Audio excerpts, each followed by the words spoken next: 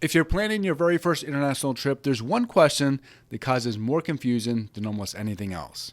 Do I need a visa? And what makes it worse is that the answer is often, it depends. Today I'm going to break this down in a very simple, beginner-friendly way. We'll talk about the different types of visas, what travel authorizations are, and whether you might need a visa just to connect to another country, and how far in advance you should apply so that nothing derails your trip. By the end of this video, you'll know exactly what to check before booking your flight and how to avoid one of the biggest mistakes first-time international travelers make. And to help you out even further, I have a free first international flight checklist that'll give you a timeline of everything you need to do to prepare for your first international flight. So be sure to grab your free copy in the link in the description. Let's go. Dream vacations start here. So let's start with the basics. What even is a visa? Very simply, a visa is an official permission document that allows you to enter, stay in, or leave a foreign country for a specific period of time and for a specific purpose, such as tourism, study, or work. Now, this is a document that is separate from your passport and is issued by the country you're visiting. Not every country requires a visa, but many do, and the rules vary depending on your passport, the country you're visiting, how long you're staying, and what you're doing there. This is why you should never assume that you're good to go just because you bought a plane ticket. Now that you know what a visa is, let's now talk about the different kinds of visas that you might need when traveling. The most common visa is a tourist visa. You may need a tourist visa if you're visiting a country for sightseeing, visiting family, or for vacation. Or you may need a tourist visa if the country you're visiting does not allow for a visa-free entry for the passport you currently hold. In other words, just the passport you hold alone can determine whether or not you will need to apply for a tourist visa. Some tourist visas are either issued in advance, issued online, or even issued on arrival at the airport. Others may require an application, supporting documents, and sometimes even an interview. Now, if you're traveling to a country that does not require a visa, and usually it's because of the relationship between the two countries that allow it to become what's called a visa waiver country.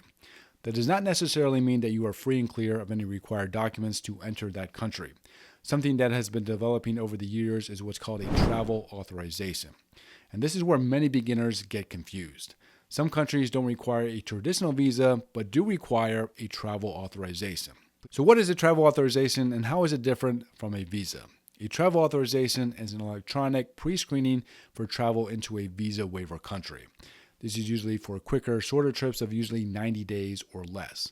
The key difference between the two is that a visa is an approved entry permit into a country, while a travel authorization is a pre-clearance to travel for a potential visa-free entry.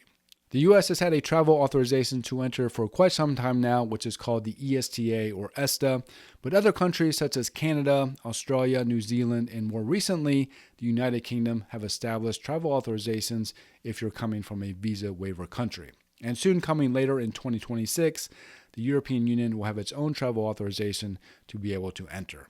Travel authorizations are usually completed online, approved electronically, and linked to your passport. There's usually a small fee when applying for one, and they are often quick to apply for, but you still must do them before you can fly. And an important note, airlines can't deny boarding if you don't have the required travel authorization, even if the country itself would let you in. Let's now talk about another very important visa, which is the transit visa.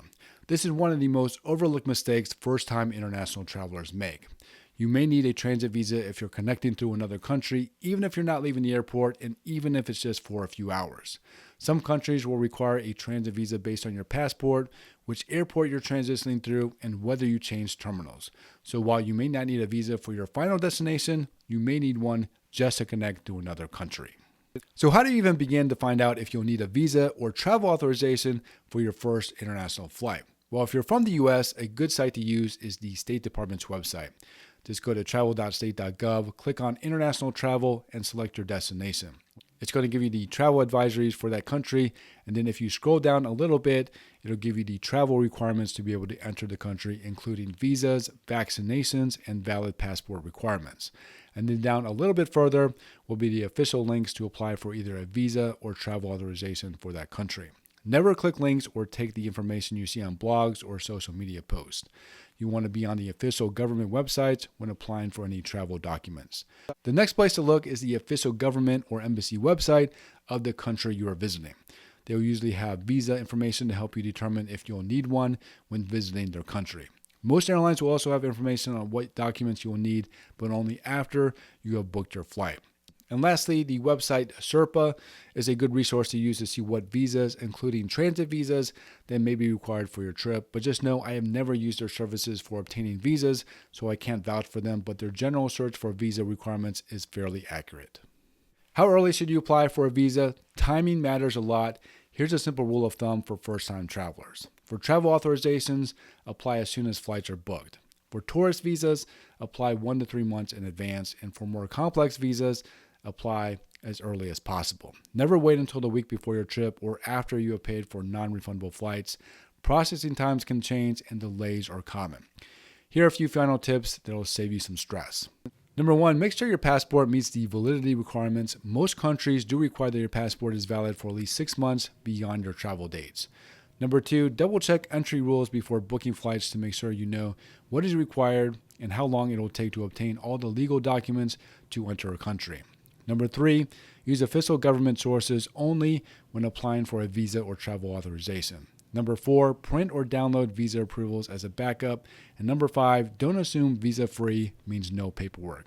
If something feels unclear, stop and check. Visa mistakes are one of the top reasons travelers miss flights. And if this is going to be your first time traveling internationally, you're already doing the right thing by preparing ahead of time. And if you want a simple checklist to make sure you don't miss anything before your first international flight, check the link in the video description.